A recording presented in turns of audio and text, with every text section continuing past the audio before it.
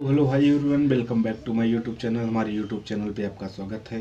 मैं आ चुका हूँ न्यू रिएक्शन वीडियो के साथ। सबसे पहले आपको 26 जनवरी की हार्दिक शुभकामनाएं करता हूँ। तो मैं हूँ विकास मौर्य। तो मैं देने वाला हूँ पावर स्टार पवन सिंह के गाने रिएक्शन। जो सॉन्ग देशभक्ति सॉन्ग है, तो पावर स्टार पवन सिंह का देशभक्ति सॉन्ग है भारत के शान। यही सॉन्ग है, बहुत बढ़िया सॉन्ग है। तो मैं उस पर रिएक्शन देने वाला हूँ। चलिए हम वीडियो को स्टार्ट करते हैं। अगर ये वीडियो हमारा पसंद आएगा तो हमारे चैनल को प्लीज़ सब्सक्राइब कीजिए और वीडियो को लाइक कीजिए। कमेंट में ज़रूर बताना कि हमारा वीडियो कैसा लगा। चलिए हम वीडियो को स्टार्ट करते हैं। Let's go.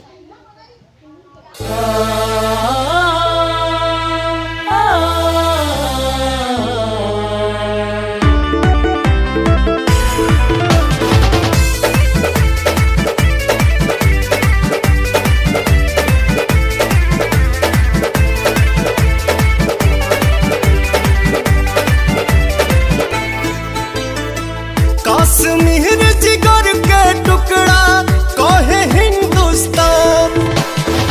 कश्मीर जिगर के टुकड़ा कहे हिंदुस्तान।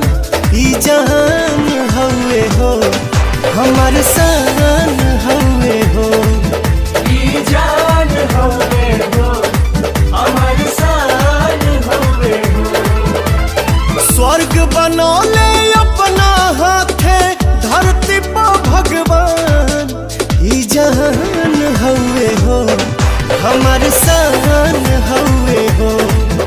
ई जान हवे हो हमार शान हवे हो।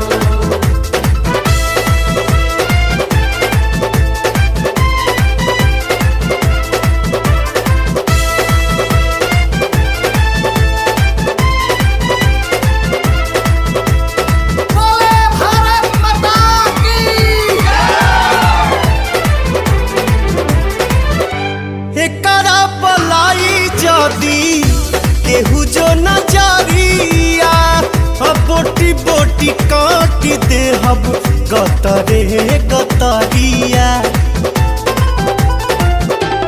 हो एकरा पलाई जदी केहू जो नजरिया बोटी बोटी काट दे हब गतरे गतरिया।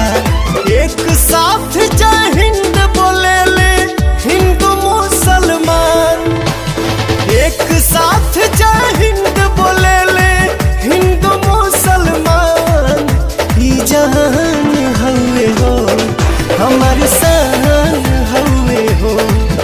ई जान हवे हो हमार शान हवे हो।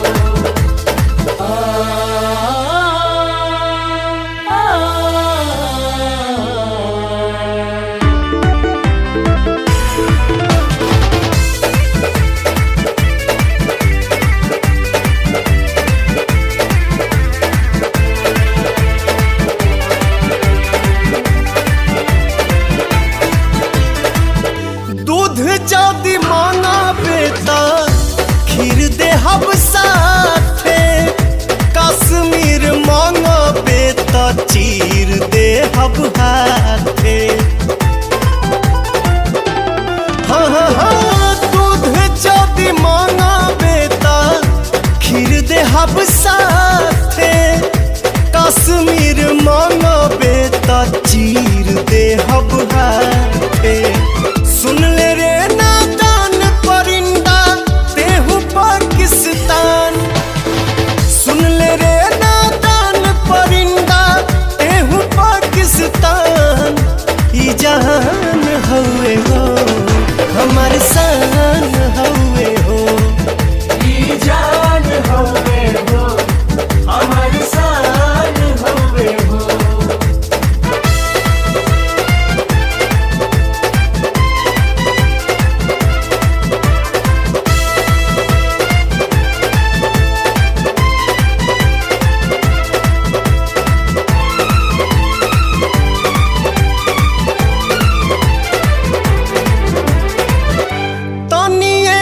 शक्ति दे दा हे वैष्णो माई। पर कश्मीर में तिरंगा लहराई।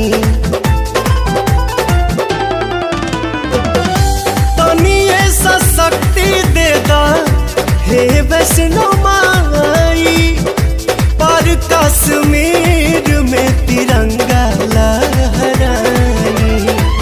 अब की पारी पवन मतलबी खुला ऐलान, अब की बाहरी पवन मतलबी खुला ऐलान। ई जहान हवे हो हमर शान हवे हो, ई जान हवे हो हमर शान हवे हो, ई जान हवे हो हमर शान हवे हो।